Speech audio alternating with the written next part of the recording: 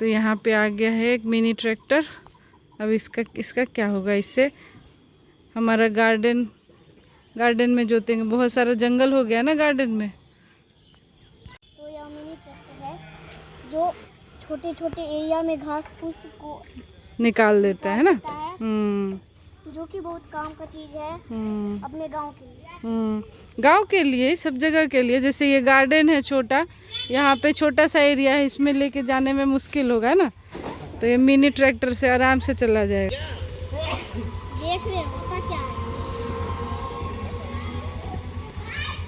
है? ए स्टार्ट मत करना। नहीं स्टार्ट मत करना, चाबी लगाई हुआ है। अभी तुमको चलाने नहीं आता है ना, इसलिए चाबी टच नहीं करना, ठीक है ना।